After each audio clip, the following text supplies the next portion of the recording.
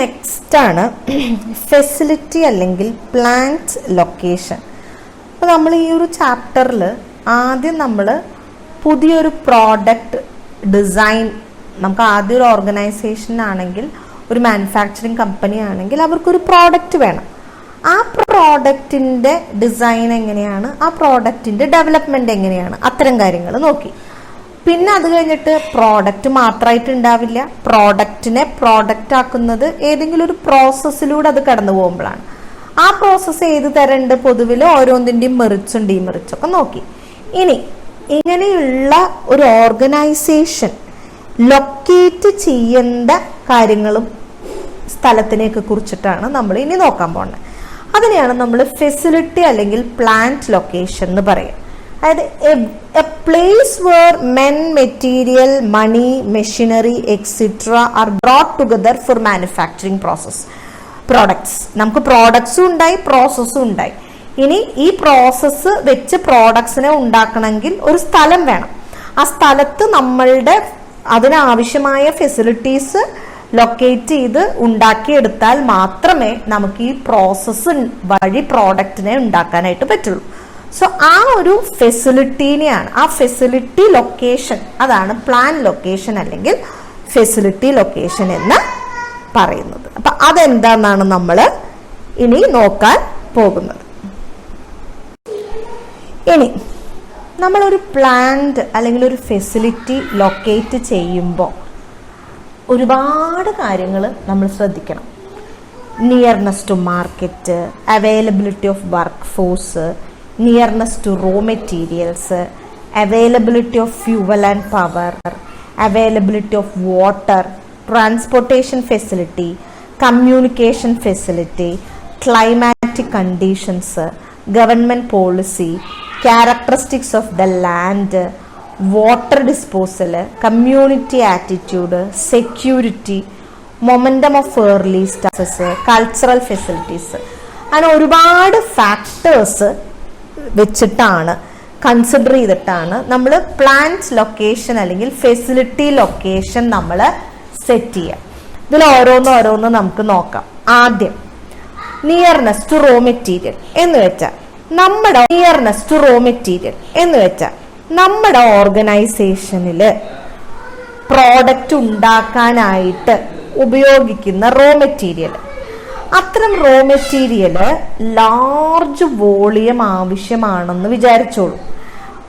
അപ്പൊ അത് സാമാന്യം വലുപ്പമുള്ള വലിയ മരക്കഷ്ണങ്ങളോ അങ്ങനെ, അല്ലെങ്കിൽ വലിയ സ്റ്റീലോ അയണോ അങ്ങനെ വളരെ ഹെവിയും ബൾക്കായിട്ടുള്ള വല്ല റോ മെറ്റീരിയലൊക്കെ ആണെങ്കിൽ ആ റോ മെറ്റീരിയൽ എവിടെ കിട്ടുന്നോ അതിൻ്റെ അടുത്ത് ഫാക്ടറി ലൊക്കേറ്റ് ചെയ്യണതായിരിക്കും നമുക്ക് എപ്പോഴും നല്ലത്. കാരണം എന്താ വെച്ചാൽ ഒരുപാട് വോളിയം ആവശ്യമുള്ള റോ മെറ്റീരിയൽ അടുത്താണെങ്കിൽ ട്രാൻസ്പോർട്ടേഷന് ചാർജസ് കുറവാണ്, വല്ലാണ്ട് നമുക്ക് എന്ത് വേണ്ട, ഡിസ്റ്റൻസ് വല്ലാണ്ട് കുറയും, അതുകൊണ്ട് തന്നെ ട്രാൻസ്പോർട്ടേഷൻ എക്സ്പെൻസ് കുറയും. പിന്നെ വല്ലാണ്ട് സ്റ്റോർ ചെയ്ത് ബുദ്ധിമുട്ടണ്ട, റോ മെറ്റീരിയൽ കിട്ടണ അടുത്താണ്, ആവശ്യത്തിനനുസരിച്ചിട്ട് ഇവിടെ സ്റ്റോക്ക് ചെയ്താൽ മതി. വളരെ പ്യുവർ ആണ് എന്നുള്ള രീതിയിൽ നമുക്ക് 100% ഉറപ്പുവരുത്താം. അധികം ട്രാവൽ ചെയ്ത് ഡാമേജ് ഒന്നും വരില്ല. എപ്പോൾ വേണമെങ്കിലും നമുക്ക് റെഡിലി അവൈലബിൾ ആകാം. അപ്പം എപ്പോഴും റോ മെറ്റീരിയൽസിന് നല്ല പ്രാധാന്യമുണ്ട്. നമ്മളുടെ റോ മെറ്റീരിയൽസ് സഫീഷ്യൻ്റ്ലി നമുക്ക് അവൈലബിൾ ആവണം. ഒരു regular supply of raw materials ഉണ്ടാവണം. റോ മെറ്റീരിയൽ ബൾക്കാണ്, ഒരുപാട് വെയിറ്റ് ഉണ്ട്, അങ്ങനെയൊക്കെ ആണെങ്കിൽ നമ്മൾ എപ്പോഴും റോ മെറ്റീരിയൽ എവിടെയാണോ കിട്ടുന്നത് അതിൻ്റെ അടുത്തായിരിക്കും അത്തരം ഇൻഡസ്ട്രീസ്. ഫോർ എക്സാമ്പിൾ പറയുകയാണെങ്കിൽ പെട്രോ കെമിക്കൽ ഇൻഡസ്ട്രി എപ്പോഴും റിഫൈനറീസിന്റെ അടുത്തായിരിക്കും. അതുപോലെ തെർമൽ പവർ സ്റ്റേഷൻസ് എപ്പോഴും കോൾ മൈനുകളുടെ അടുത്തായിരിക്കും. അപ്പം അവിടെ വേറെ ഒന്നുമല്ല കൺസിഡറേഷൻ, റോ മെറ്റീരിയൽ വെച്ച് റോ മെറ്റീരിയലിന്റെ അടുത്ത് എന്നുള്ള രീതിയിൽ നമ്മൾ എന്ത് ചെയ്യും, നമ്മൾ സെറ്റ് ചെയ്യും. ഇനി രണ്ടാമത്തത് നിയർനെസ് ടു മാർക്കറ്റ്. ചിലപ്പോൾ നമ്മുടെ മാർക്കറ്റിന്റെ ലൊക്കേഷൻ അല്ലെങ്കിൽ ഡിസ്ട്രിബ്യൂഷൻ സെന്ററുകളുടെ ലൊക്കേഷൻ അടുത്താകുന്നതായിരിക്കും നമ്മളുടെ cost of distribution and time കുറയ്ക്കാൻ നല്ലത്. അപ്പൊ ചിലപ്പോൾ നമ്മളുടെ ഫിനിഷ് ഗുഡ്സ് എത്രയും പെട്ടെന്ന് ബയറിന്റെ കയ്യിലേക്ക് എത്തിക്കേണ്ട ഒരു സംഭവമാണ് നമുക്ക് നല്ലത്. ഡാമേജും സ്പോയിലൊന്നും ഇല്ലാതെ എത്രയും പെട്ടെന്ന് ഫിനിഷ് ഗുഡ്സ് ആരുടെ കയ്യിൽ എത്തിക്കാൻ നമുക്ക് പറ്റണം? നമ്മുടെ കൺസ്യൂമേഴ്സിന്റെ കയ്യിൽ. അപ്പൊ ഇപ്പൊ പെറിഷബിൾ ആയിട്ട് അല്ലെങ്കിൽ ഫ്രജൈൽ ആയിട്ടുള്ള കമോഡിറ്റീസ് ഒക്കെ ആണെങ്കിൽ ഒരുപാട് ട്രാൻസ്പോർട്ടൊക്കെ ചെയ്ത് മാർക്കറ്റിൽ എത്തിക്കുന്നതിലും നല്ലത് മാർക്കറ്റിനും അല്ലെങ്കിൽ ഡിസ്ട്രിബ്യൂഷൻ സെന്ററിനോ അടുത്തായിട്ട് നമ്മുടെ കമ്പനി ലൊക്കേറ്റ് ചെയ്യലാണ്. അതാണ് രണ്ടാമത്തത്. മൂന്നാമത്തെ ഒരു ഫാക്ടർ എന്ന് പറയുന്നത് അവൈലബിലിറ്റി ഓഫ് വർക്ക് ഫോഴ്സ്. ചില സ്ഥലത്ത് ഇപ്പൊ സർവീസ് ഓർഗനൈസേഷൻ അല്ലെങ്കിൽ വളരെ ലേബർ ഇന്റൻസീവ് ആയിട്ടുള്ള ചില ഇൻഡസ്ട്രി, അവിടെയൊക്കെ നമുക്ക് റോ മെറ്റീരിയലും എല്ലാം ബുദ്ധിമുട്ട്, അല്ലെങ്കിൽ ഫിനിഷ് ഗുഡ്സിന്റെ മാർക്കറ്റും അല്ല. ഈ നമുക്കിതിന് വളരെ സ്കിൽഡ് ആയിട്ടുള്ള ലേബറേഴ്സ് ആവശ്യമാണ്. അപ്പൊ അങ്ങനെ വരണ സമയത്ത് ഒന്നെങ്കിൽ നമ്മളുള്ള സ്ഥലത്ത് വർക്കേഴ്സിനുള്ള സൗകര്യം ഒരുക്കി കൊടുക്കണം, അല്ലെങ്കിൽ വർക്കേഴ്സ് ഉള്ള സ്ഥലത്ത് പോയിട്ട് നമ്മൾ ഫാക്ടറി ഉണ്ടാക്കണം. നമ്മളുള്ള സ്ഥലത്ത് വർക്കേഴ്സിന് സൗകര്യം ഒരുക്കി കൊടുക്കലാണ് ലാഭമെങ്കിൽ നമുക്ക് അങ്ങനെ ചെയ്യാം, വിരോധമില്ല. പക്ഷെ അങ്ങനെയല്ല, ഇതിന് ഈ ഒരു ആൾക്കാർ കൂടുതൽ എക്സ്പേർട്ടുകൾ ഇങ്ങനെ ആൾക്കാരുള്ള സ്ഥലത്ത് പോകണം, അതാണ് ലാഭമെങ്കിൽ വർക്ക് ഫോഴ്സിന്റെ അവൈലബിലിറ്റി അനുസരിച്ചിട്ട്. കാരണം എന്താ വെച്ചാല് എപ്പോഴും ആ വർക്കേഴ്സ് അല്ലെങ്കിൽ എംപ്ലോയീസ് ഉള്ള സ്ഥലത്ത് ഫാക്ടറി വെക്കുമ്പോൾ നമുക്ക് അവർക്ക് കൊടുക്കുന്ന സാലറിയിലും അല്ലെങ്കിൽ നമ്മൾക്ക് വേറെ മറ്റു ഫെസിലിറ്റീസിലൊക്കെ നമുക്കൊരു പ്രശ്നമൊക്കെ വെക്കാം. നേരെ മറിച്ചിട്ട് അവരുള്ള സ്ഥലത്തു നിന്ന് ഒരുപാട് ദൂരം നമ്മൾ കൊണ്ട് ലൊക്കേറ്റ് ചെയ്തിട്ട് എല്ലാവിധ സജ്ജീകരണങ്ങളും ഈ കമ്പനിയുടെ അവർക്ക് ഒരുക്കി കൊടുത്തിട്ട് നടക്കൽ ചിലപ്പോൾ പോസിബിൾ ആയിന്ന് വരില്ല. അപ്പൊ നമ്മൾക്ക് വളരെ സ്കിൽഡ് ആയിട്ടുള്ള ഒരു കൂട്ടം വർക്ക് ഫോഴ്സ് ആണ് ആവശ്യമെങ്കിൽ ഈ വർക്ക് ഫോഴ്സ് എവിടെയാണോ കിട്ടുന്നത് ആ കിട്ടുന്ന സ്ഥലത്ത് നമ്മൾ ഫാക്ടറിയുടെ ലൊക്കേഷൻ ഡിസൈഡ് ചെയ്യുക. അതാണ് ഒരു. ഇനി ഫ്യൂവൽ ആൻഡ് പവറിന്റെ അവൈലബിലിറ്റി, അതെല്ലാ കമ്പനിയുടെ കേസിലും ഇമ്പോർട്ടൻ്റ് ആണ് കേട്ടോ. ഇപ്പോ എന്താ പറയുക, ഒരു കമ്പനി റൺ ചെയ്യണമെങ്കിൽ ഫ്യൂവൽ അല്ലെങ്കിൽ പവർ അത് റിക്വയർമെന്റ് ആണ്, വളരെ ഇമ്പോർട്ടൻ്റ് ആണ്. പക്ഷെ ചില കമ്പനിയുടെ കേസിൽ എന്താ പറയുക, തീർത്തും നമുക്ക് ഈ ഫ്യൂവലും പവറും ഒരു സെക്കൻഡ് പോലും ലോസ് ചെയ്ത് നിർത്തിവെക്കാൻ പറ്റാത്ത അവസ്ഥകൾ ഉണ്ടാവും. നമുക്കൊരു വേറൊരു എന്താ പറയുക പ്രോപ്പർ ക്വാണ്ടിറ്റിയിലും റീസണബിൾ റേറ്റ് കണ്ടിന്യൂസ്ലി അവൈലബിൾ ആയാൽ മാത്രമേ നമുക്ക് ഒരു ഫാക്ടറി കൊണ്ട് നടക്കാൻ പറ്റുള്ളൂ. എങ്കിൽ ചില സ്ഥലത്ത് എന്തെന്ന് വെച്ച് കഴിഞ്ഞാൽ ഈ കറണ്ട് സ്വന്തമായിട്ട് ഉൽപ്പാദിപ്പിക്കും ചെറിയ ചെറിയ സബ്സ്റ്റേഷൻസ് ഒക്കെ ആ ഫാക്ടറിയുടെ ഭാഗത്ത് തന്നെ. ഇപ്പോഴത്തെ രീതി എന്ന് വെച്ചാൽ തെർമൽയുടെ ഭാഗത്ത് തന്നെ. ഇപ്പോഴത്തെ രീതി എന്ന് വെച്ചാൽ തെർമൽ, നമ്മുടെ സോളാർ പവർ ഉപയോഗിക്കുക എന്നുള്ളതാണ്. പക്ഷെ അങ്ങനെ ഇതൊന്നും പറ്റില്ല എങ്കിൽ പലപ്പോഴും ഇത്തരം സംവിധാനങ്ങൾ എവിടെയാണോ കൂടുതലായിട്ടുള്ളത് അതിനടുത്ത് ചുറ്റിപ്പറ്റിയൊക്കെ നമ്മുടെ കമ്പനി ലൊക്കേറ്റ് ചെയ്യുന്നതായിരിക്കും എപ്പോഴും നല്ലത്. ഇനി ഒന്ന് പറയുന്നതാണ് അവൈലബിലിറ്റി ഓഫ് വാട്ടർ. നമുക്കറിയാം ക്ലീനിങ്ങിന് മാത്രമല്ല, ഡ്രിങ്കിങ്ങിന് മാത്രമല്ല, സാനിറ്ററി പർപ്പസിന് മാത്രമല്ല, ചിലപ്പോൾ ആ പ്രോഡക്റ്റിന്റെ പ്രോസസ്സിങ്ങിൽ വളരെ നിർണായകമായൊരു ഘടകമായിരിക്കും വെള്ളം. ഇപ്പോൾ വെള്ളം കുടിക്കാനും സാനിറ്റേഷനും വൃത്തിയാക്കാനും ഒക്കെ എല്ലാ ഓർഗനൈസേഷനും ആവശ്യമാണ്. പക്ഷെ എന്നാൽ ചില ഓർഗനൈസേഷനിൽ ഈ വെള്ളം എന്ന് പറയുന്നത് കൂളിങ്ങിന്, വാഷിങ്ങിന്, സ്റ്റീം ജനറേറ്റ് ചെയ്യാന്, അങ്ങനെ റോ മെറ്റീരിയൽ ആയിട്ട് ചിലപ്പോൾ വാട്ടറൊക്കെ വരാം. അങ്ങനെ വരുമ്പോൾ വളരെ ഒരു ലാർജ് ലേക്കോ ഒരു റിവറോ അല്ലെങ്കിൽ ഡീപ്പ് വെല്ലുകളോ അങ്ങനെ ശുദ്ധരീതിയിൽ വെള്ളം കിട്ടാൻ വകുപ്പുള്ള ഏതെങ്കിലും ഒക്കെ ഒരു സ്ഥലത്ത് നമ്മളുടെ ഫാക്ടറി ലൊക്കേറ്റ് ചെയ്യാണ് നല്ലത്. അപ്പൊ നമുക്കറിയാം ചില ടൈപ്പിൽ temperature, mineral content, sand content, bacterial content, cost of supply, purification, ഇതൊക്കെ വളരെ ഇമ്പോർട്ടന്റ് ആയിരിക്കും. ചില സമയത്തെങ്കിലും കുറച്ച് വെള്ളം കിട്ടിയിട്ട് കാര്യം ഉണ്ടാവില്ലേ. സോ അങ്ങനെ വാട്ടർ എന്നുള്ളത് സാധാരണ ഒരു ക്ലീനിങ്, ഒരു സാനിറ്റൈസിങ്, ഒരു ഡ്രിങ്കിങ് കാര്യത്തിനല്ലാതെ ആ പ്രോഡക്റ്റിന്റെ നിർണായകമായ ഒരു ഘടകം വെള്ളമാണ്. വാട്ടർ ആണ് ഒരു റോ മെറ്റീരിയൽ എങ്കിൽ, അത് മാത്രമല്ല വെറുതെ ഏതെങ്കിലും ഒരു വെള്ളം എന്നല്ല, നിശ്ചിതമായ ഒരു ടെമ്പറേച്ചറുള്ള pH ലെവൽ മെയിൻറ്റെയിൻ ചെയ്യുന്ന നിശ്ചിത മിനറൽ സാൻഡ് ബാക്ടീരിയൽ കണ്ടന്റ് ഉള്ള വെള്ളമൊക്കെ വേണമെന്ന് അത്രയും നിർബന്ധമുണ്ടെങ്കിൽ തീർച്ചയായിട്ടും അവൈലബിലിറ്റി ഓഫ് വാട്ടർ അതിൻ്റെ അടുത്ത് നമ്മളുടെ കമ്പനി ലൊക്കേറ്റ് ചെയ്യണതായിരിക്കും നല്ലത്. ഇനി ട്രാൻസ്പോർട്ടേഷൻ ഫെസിലിറ്റി അത് ഭയങ്കര ഇമ്പോർട്ടൻ്റ് ആണ്. റോ മെറ്റീരിയൽസ് ട്രാൻസ്പോർട്ട് ചെയ്യാനായാലും ഫിനിഷ് ഗുഡ്സ് ട്രാൻസ്പോർട്ട് ചെയ്യാനായാലും ആൾക്കാരെ നമ്മളുടെ ഓർഗനൈസേഷനിലേക്ക് ട്രാൻസ്പോർട്ടേഷൻ ആയാലും റോഡായാലും റെയിലായാലും വാട്ടർ ആയാലും എയർ ആയാലും വോട്ടവർ ട്രാൻസ്പോർട്ടേഷൻ കോസ്റ്റിന് റീസണബിൾ ട്രാൻസ്പോർട്ടേഷൻ കോസ്റ്റ്, ഒട്ടും ട്രാൻസ്പോർട്ടേഷൻ കോസ്റ്റ് ഇല്ലാതെ ഒന്നും ഒരിക്കലും നമുക്കൊരു കമ്പനി റൺ ചെയ്യാൻ പറ്റില്ല. അപ്പോൾ റീസണബിൾ ട്രാൻസ്പോർട്ടേഷൻ കോസ്റ്റിൽ പ്രോക്സിമിറ്റി ഓഫ് റെയിൽ റോഡ് ട്രാൻസ്പോർട്ടുകൾ അല്ലെങ്കിൽ കനാൽ റിവർ ലേക്ക് ഓഷ്യൻ ട്രാൻസ്പോർട്ടുകൾ ഇത്തരം ആണെങ്കിൽ നമ്മൾ അതിനാണ് ഫസ്റ്റ് പ്രയോറിറ്റി കൊടുക്കേണ്ടത്. എങ്ങനെ നോക്കിയാലും ട്രാൻസ്പോർട്ടേഷൻ ഫെസിലിറ്റി നമ്മൾ പ്രയോറിറ്റൈസ് ചെയ്യണം, അത് വൺ ഓഫ് ടോപ്പ് പ്രയോറിറ്റി തന്നെയാണ്. എന്നാൽ ചില കേസസിൽ വളരെ ഇമ്പോർട്ടൻറ്റ് ട്രാൻസ്പോർട്ടേഷൻ ഫെസിലിറ്റി ആയിരിക്കും. So will have to consider that. ഇനി കമ്മ്യൂണിക്കേഷൻ ഫെസിലിറ്റി അതെല്ലാ ഓർഗനൈസേഷനിലും ആവശ്യമാണല്ലേ. അതിപ്പോൾ ഇന്ന് കമ്മ്യൂണിക്കേഷൻ ഫെസിലിറ്റീസ് ഇപ്പോൾ ഇന്ന് ഇൻഫർമേഷൻ എന്ന് പറഞ്ഞാൽ സത്യം പറഞ്ഞ ഒരു വലിയൊരു ഇൻപുട്ടാണ്. ഓർഗനൈസേഷനെ സംബന്ധിച്ചിടത്തോളം വലിയൊരു ഇൻപുട്ട് തന്നെയാണ് ഇപ്പോൾ നമ്മളുടെ ഇൻഫർമേഷൻ.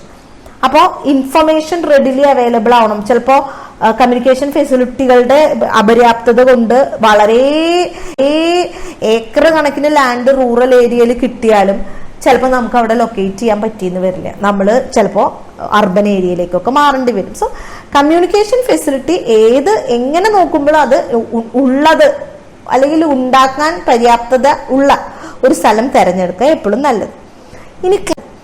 ഇനി ക്ലൈമറ്റിക് കണ്ടീഷൻ നമുക്കറിയാം, എവിടെയായാലും ക്ലൈമറ്റ് വേണം. വളരെയധികം മഴയും വളരെയധികം വെയിലും ഭയങ്കര എക്സ്ട്രീം ക്ലൈമറ്റ് ഉള്ളിടത്തൊന്നും സ്വതവേ നമ്മൾ കമ്പനി കൊണ്ടിടില്ല. അത് നമ്മുടെ ഒരു വർക്ക് എൻവിറോൺമെന്റിന്റെ കൺവീനിയൻസിനാണ്. വളരെ മഞ്ഞുള്ള ഒരു സ്ഥലത്ത് കൊണ്ടിട്ടിട്ട് 6 മാസം മഞ്ഞുകാലാണെന്ന് പറഞ്ഞ് കമ്പനി അടച്ചിടാൻ പറ്റില്ല. ക്ലൈമറ്റ് ആണ് തിരഞ്ഞെടുക്കുക. പക്ഷെ അതെല്ലാവർക്കും നിർബന്ധമാണ്. എന്നാൽ ചില സമയത്ത് നമ്മളിപ്പോൾ ഡ്രസ് മെറ്റീരിയൽസ് ഒക്കെയാണ്, കോട്ടൺ ഫാബ്രിക്സ് ഒക്കെയാണ്, അങ്ങനെയൊക്കെ വരുന്ന സമയത്ത് ഹ്യൂമിഡിറ്റി വലിയൊരു ഘടകമാണ്. ഹ്യൂമിഡിറ്റി കുറഞ്ഞ ക്ലൈമറ്റേ പാടുള്ളൂ. ടീ, കോഫി, റബ്ബർ, കോട്ടൺ അങ്ങനെയൊക്കെ അങ്ങനെയുള്ള റോ മെറ്റീരിയൽസ് ഒക്കെ ഉപയോഗിക്കുമ്പോൾ ഈ ഒരു ടെമ്പറേച്ചർ, ഹ്യൂമിഡിറ്റി ഓഫ് എയർ അതൊക്കെ വളരെ ഇമ്പോർട്ടൻ്റ് ആണ്. അപ്പം അപ്പോൾ അങ്ങനെയുള്ള സമയത്ത് നമ്മൾ ഏറ്റവും ഇമ്പോർട്ടൻസ് കൊടുക്കുക ഈ ക്ലൈമറ്റിക് കണ്ടീഷൻസാണ്. അപ്പോൾ നമുക്ക് അത് ഒന്നുകിൽ ആർട്ടിഫിഷ്യലായിട്ട് ഇപ്പം നമ്മൾ പറയില്ലേ, കമ്പ്യൂട്ടർ ഒക്കെ ആണെങ്കിൽ നമ്മൾ AC ഒക്കെ ഓണാക്കി വെക്കും. ചിലപ്പോൾ അങ്ങനെ ആർട്ടിഫിഷ്യലായിട്ട് ആ ക്ലൈമറ്റിക് കണ്ടീഷൻ ഉണ്ടാക്കിയെടുക്കാൻ പറ്റും. എന്നിരുന്നാൽ പോലും ഏറെക്കുറെ നാച്ചുറലി അത്തരം ക്ലൈമറ്റിക് കണ്ടീഷൻസ് അവൈലബിൾ ആണ്. നമ്മൾക്ക് ക്ലൈമറ്റ് അത്ര ഇമ്പോർട്ടൻ്റ് ആണെങ്കിൽ അതായിരിക്കും നമ്മുടെ പ്രയോറിറ്റി. ഇനി ഗവൺമെന്റ് പോളിസി, അത് നമ്മുടെ ഒരു പ്ലാൻഡ് ഇക്കോണമി ആയതുകൊണ്ട് തന്നെ ഗവൺമെന്റിന് ഒരു ഇമ്പോർട്ടൻ്റ് റോൾ ഉണ്ട്. നമ്മൾക്ക് ഒത്തിരി പോളിസീസ് ഇപ്പൊ ബാക്ക്വേർഡ് റീജിയനിൽ, നോ ഇൻഡസ്ട്രി റീജിയനിൽ, അതുപോലെ തന്നെ ഇൻഡസ്ട്രിയൽ എസ്റ്റേറ്റുകളിൽ അങ്ങനെയുള്ള സ്ഥലത്തൊക്കെ സബ്സിഡി റേറ്റിൽ സ്ഥലം കിട്ടാനും ഫാക്ടറി തുടങ്ങാനൊക്കെ ഇതൊക്കെ കിട്ടും. കൺസെഷനും ലോൺ ഫെസിലിറ്റിയും അതുപോലെ ചീപ്പർ റേറ്റിൽ അങ്ങനെയൊക്കെ ചിലപ്പോൾ കിട്ടാം. മെഷീനറിയുടെ ആ ഫാക്ടറിയുടെ ഷെഡുകളൊക്കെ ബിൽഡ് ചെയ്യാനുള്ള ഫെസിലിറ്റി അതൊക്കെ ചിലപ്പോൾ ചില സ്ഥലത്ത് കുറവായിട്ട് കിട്ടാം. അപ്പം അത് നമ്മുടെ ഡിപ്പെൻസ് ആണ്, നമ്മുടെ പോളിസി അനുസരിച്ചിട്ടാണ്. ഇപ്പം ഇൻഡസ്ട്രിയൽ ഏരിയയിൽ വന്ന് ചെയ്താൽ, ഓൾറെഡി ഇൻഡസ്ട്രി ഇല്ലാത്തൊരു ഏരിയയിൽ വന്ന് ചെയ്താൽ അതൊക്കെ government has it's on policy. അപ്പം ആ പോളിസി നോക്കിയിട്ട് ചെയ്യാൻ പാടുള്ളൂ. അല്ലെങ്കിൽ നമ്മൾ പാടം നികത്തിയിട്ട് ഇത്തരം കാര്യങ്ങളൊന്നും നമുക്ക് ചെയ്യാൻ പറ്റില്ല. അങ്ങനെ കുറെ ഗവൺമെന്റ് പോളിസികളൊക്കെ ഉണ്ട്. ഫോറസ്റ്റ് വെട്ടി നശിപ്പിച്ചിട്ട് ഇത്തരം ഫാക്ടറീസ് നമുക്ക് ഉണ്ടാക്കാൻ പറ്റില്ല. സോ അപ്പം മോർ ഓവർ ഗവൺമെന്റ് പോളിസി നമ്മൾ എന്തായാലും ഫോളോ ചെയ്യണം. നമ്മളത് പ്രോപ്പർ പെർമിഷനൊക്കെ എടുത്ത് പോവാൻ ആഗ്രഹിക്കുന്നവരാണെങ്കിൽ. പിന്നെ ക്യാരക്ടറിസ്റ്റിക്സ് ഓഫ് ദ ലാൻഡ്, അത് ഭയങ്കര കെയർഫുള്ളി എക്സാമിൻ ചെയ്യേണ്ട ഒരു കാര്യമാണ്. ലാൻഡിന്റെ ടോപ്പോഗ്രഫി, അതായത് അതിന്റെ കിടപ്പ് വശം എങ്ങനെയാണ്, കുന്നാണോ അല്ലെങ്കിൽ താഴ്വാരാണോ, അതെല്ലാം ഒരു പ്ലേച്ചർ. നമ്മൾക്ക് അവിടെ ഒരു മണ്ണില് കുഴിച്ച് ഒരു ബിൽഡിംഗ് ഉണ്ടാക്കി കൊണ്ടുവരണം. അതിനാണല്ലോ ഈ ഫെസിലിറ്റി എന്ന് പറയുന്നത്. അത് നമുക്ക് അങ്ങനെ ഒരു സ്ഥലത്ത് പറ്റില്ല. വളരെ എപ്പോഴും ഫ്ലഡ് വരുന്ന ഒരു സ്ഥലമാണ്, അല്ലെങ്കിൽ എപ്പോഴും മണ്ണിടിച്ചിൽ വരുന്ന ഒരു സ്ഥലമാണ്, അല്ലെങ്കിൽ എപ്പോഴും മണ്ണിടിച്ചിൽ വരുന്ന ഒരു സ്ഥലമാണ്. അങ്ങനെയൊക്കെ പറയുമ്പോൾ നമ്മൾ, അതുപോലെ നമുക്ക് എർത്ത് ക്വിക്കിന് പോസിബിലിറ്റി ഉള്ള ഒരു സ്ഥലമാണ്, അല്ലെങ്കിൽ വാട്ടർ ബോഡീസിന്റെ നിയർ ഒക്കെയാണ്. ചിലപ്പോൾ പെട്ടെന്നൊരു വെള്ളപ്പൊക്കമൊക്കെ വന്നാൽ നമ്മുടെ ഫാക്ടറി ആദ്യം മുങ്ങിപ്പോ. സോ അങ്ങനെയൊക്കെ വരുമ്പോൾ നമ്മൾ ലാൻഡിന്റെ ക്യാരക്ടറിസ്റ്റിക്സ് ഇമ്പോർട്ടൻ്റ് ആയിട്ട് നോക്കണം. ഇനി പറയുന്നതാണ് വേസ്റ്റ് അല്ലെങ്കിൽ വാട്ടർ ഡിസ്പോസൽ. നമുക്കറിയാം എല്ലാ ഓർഗനൈസേഷനിലും മാനുഫാക്ചറിങ്ങിലൊക്കെ വെള്ളമായിട്ട് കലർത്തിയിട്ടാണ് വേസ്റ്റ് ട്രീറ്റ് ചെയ്യുക. ഇങ്ങനെ ട്രീറ്റ് ചെയ്യുന്ന വേസ്റ്റ് സ്വാഭാവികമായിട്ടും എവിടെയെങ്കിലും ഡിസ്പോസ് ചെയ്യണം. അങ്ങനെ ഡിസ്പോസ് ചെയ്യുന്ന പറഞ്ഞാൽ നമുക്ക് നേരിട്ടിട്ടൊരു റിവറിലേക്ക് മാലിന്യം അങ്ങനെ തുറന്നു വിടാൻ പറ്റില്ല. നമ്മൾ ആ വാട്ടറിനെ ട്രീറ്റ് ചെയ്ത് നമ്മൾക്ക് ട്രീറ്റ്മെന്റ് നടത്തി പ്യൂരിഫൈ ചെയ്ത് മാത്രമേ പറ്റുള്ളൂ. അപ്പൊ അത് നമ്മൾ എപ്പോഴും നോക്കും, നമുക്ക് അങ്ങനെ വേസ്റ്റ് വാട്ടറിലോട്ട് കലർത്തി അതിനെ ട്രീറ്റ് ചെയ്തിട്ട് ഡിസ്പോസ് ചെയ്യാൻ പറ്റുന്ന സ്ഥലമാണോ ആ വേസ്റ്റ് സൃഷ്ടിച്ചുകൊണ്ട് ടോളറൻസ് ലെവല്, പെർമിസിബിൾ ടോളറൻസ് ലെവലില് വാട്ടറിലേക്ക് മാലിന്യത്തിനെ കലർത്തി ട്രീറ്റ്മെന്റ് നടത്തി പുറത്തേക്ക് വിടാനുള്ള സംവിധാനം ഉണ്ടോ, ഒരു വലിയ ഘടകമാണ്. പിന്നെ കമ്മ്യൂണിറ്റിയുടെ ആറ്റിറ്റ്യൂഡ്. യാതൊരു കാരണവശാലും ഇത്തരം സംവിധാനങ്ങളൊന്നും ഇഷ്ടമില്ലാത്ത ഒരു കമ്പനി വരുന്നത് ഇഷ്ടമല്ല, അല്ലെങ്കിൽ വളരെ എന്താ പറയുക ഒരു റൈറ്റ്സ് ലഹളകളും അല്ലെങ്കിൽ ഇങ്ങനെ ഒരു പ്രശ്നങ്ങളൊക്കെ ഉള്ള സ്ഥലമൊക്കെയാണ്, അല്ലെ അവിടെയുള്ള ആൾക്കാരുടെ ആറ്റിറ്റ്യൂഡ് ടുവേഴ്സ് ഓർഗനൈസേഷൻ ഇങ്ങനത്തെ കമ്പനിയുടെ നെഗറ്റീവ് ഒക്കെ ആണെങ്കിൽ അത് നമ്മൾ ശ്രദ്ധിക്കണം. പിന്നെ security, social stability, political stability, land stability, അങ്ങനെ ഒരുപാട് സുരക്ഷിതത്വം ആവശ്യമാണല്ലേ. നമ്മളുടെ ജീവന് മാത്രമല്ല, നമ്മുടെ ജോലിക്ക് മാത്രമല്ല, നമ്മുടെ വസ്തുവിന് മാത്രമല്ല, പൊളിറ്റിക്കലായിട്ടും ലീഗലായിട്ടും അങ്ങനെ നമുക്കൊരു സേഫ്റ്റി വളരെ ഇമ്പോർട്ടൻ്റ് ആണ്. ഇനി മൊമെന്റം ഓഫ് ഏർലി സ്റ്റാർട്ട് എന്ന് പറഞ്ഞു കഴിഞ്ഞാൽ ചില സ്ഥലത്ത് നമുക്ക് some places got localized only because 1 or 2 units of that industry started production there. With passage of time ഈ places gain important and attracted other units ചെയ്യാനായിട്ട് തുടങ്ങും. അങ്ങനെ ഡെവലപ്പ് ചെയ്യാനായിട്ടൊക്കെ തുടങ്ങുമ്പോൾ അവിടെ ചിലപ്പോൾ ട്രാൻസ്പോർട്ടേഷൻ, കമ്മ്യൂണിക്കേഷൻ, അതുപോലെ തന്നെ ബാങ്കിങ് ഫെസിലിറ്റി, സ്കിൽഡ് ലേബേഴ്സ് ഒക്കെ ഇങ്ങനെ വരും. ഇപ്പൊ ബാംഗ്ലൂര് അവിടെ ഇങ്ങനെ അതൊരു പെട്ടെന്ന് ക്ലിക്ക് ആവാനായിട്ടുള്ള ഒരു ബിസിനസ് നാണ് നമ്മുടെ ഉദ്ദേശമെങ്കിൽ അങ്ങനെയുള്ള സ്ഥലത്ത് കൊണ്ടു തുടങ്ങുന്നത് എപ്പോഴും നല്ലത്. കാരണം അവിടെ ഓൾറെഡി വെൽ എസ്റ്റാബ്ലിഷ്ഡ് കാര്യങ്ങളുണ്ട്, നല്ല പോലെ ബാങ്കിങ് ഫെസിലിറ്റി ഉണ്ട്, ട്രാൻസ്പോർട്ടേഷൻ ഫെസിലിറ്റി ഉണ്ട്, ഇത്തരം കാര്യങ്ങളൊക്കെ ഉണ്ട്. അപ്പൊ നമ്മൾ അവിടെ ഒരു യൂണിറ്റ് കൊണ്ടിട്ടാൽ അവിടെ ഒരു ഇൻഡസ്ട്രിയലി ഇങ്ങനെ കുറെ കാര്യങ്ങൾ ഉള്ളത് കൊണ്ട് ഈ ഇൻഡസ്ട്രീസിനൊക്കെ വളരാനുള്ള ഫെസിലിറ്റി അവിടെ ഓൾറെഡി ഉള്ളത് കൊണ്ട് നമ്മൾക്കും കൂടി അവിടെ കൊണ്ടിട്ടാൽ ചിലപ്പോൾ മറ്റൊരു സ്ഥലത്ത് ക്ലച്ച് പിടിക്കണേക്കാട്ടിലും പെട്ടെന്ന് നമുക്ക് ഇവിടെ ഒരു സ്റ്റാർട്ട് കിട്ടാം. പിന്നെ വലിയൊരു കാര്യമാണ് പേഴ്സണൽ പ്രിഫറൻസ്. എൻ്റെ നാട്ടിൽ തന്നെ എനിക്കൊരു യൂണിറ്റ് തുടങ്ങണം, എൻ്റെ നാട്ടിലുള്ള തൊഴിലില്ലാത്ത ഒരു 5-6 പേർക്ക് ജോലി കൊടുക്കണം, അപ്പൊ എനിക്ക് എൻ്റെ നാട്ടിൽ തന്നെ തുടങ്ങണം അങ്ങനെ ആഗ്രഹിക്കുന്നവരുണ്ടാവാം. അല്ല യാതൊരു കാരണവശാലും എൻ്റെ വീട്ടിൻ്റെയോ എൻ്റെ നാട്ടിൻ്റെയോ ഏരിയയിൽ വേണ്ട, എനിക്ക് പുറം നാട്ടിൽ മതി. സോ അത് നമ്മുടെ പേഴ്സണൽ ഇതാണ്. പിന്നെ അത് മാത്രമല്ല ഇക്കോണമിക് കൺസിഡറേഷൻ ആണ്. നമ്മുടെ കയ്യിലുള്ള കാശ് വെച്ചിട്ട് നമുക്ക് ദുബായിൽ പോയിട്ട് ഒരു കമ്പനി തുടങ്ങണം എന്ന് ആഗ്രഹിച്ചിട്ട് കാര്യമില്ലല്ലോ. അപ്പൊ അത് ഡിപ്പെൻസ്, അത് എന്തൊക്കെ പറയാം. ഇന്ന സ്ഥലമാണെങ്കിൽ നല്ലതാണ്, അല്ലെങ്കിൽ ഇപ്പൊ കാറൊക്കെ ആണെങ്കിൽ ഇന്ന സ്ഥലത്ത് തുടങ്ങുന്നതാണ് നല്ലത്, ഹോം ടൗണിൽ തുടങ്ങണം. So it's purely up to you, ഒരു പേഴ്സണൽ പ്രിഫറൻസ്. കൾച്ചറൽ ഫെസിലിറ്റീസ് ഉണ്ട്, ആ കമ്മ്യൂണിറ്റിയുടെ കൾച്ചർ അത് നമ്മൾ എപ്പോഴും നോക്കണം. കാരണം അവർക്ക് ചില ആൾക്കാർക്ക് അവരുടെ കമ്മ്യൂണിറ്റിയിലേക്ക് മറ്റു കാര്യങ്ങൾ അടിച്ചേൽപ്പിക്കുന്നത് ഇഷ്ടമുണ്ടാവില്ല. ചിലപ്പോ അവരുടേതായിട്ടുള്ള കാര്യങ്ങൾ അവർക്ക് താല്പര്യം ഉണ്ടാവില്ല, മറ്റു കാര്യങ്ങളൊക്കെ അതിൻ്റെ ഇടയിൽ വരുന്നത്.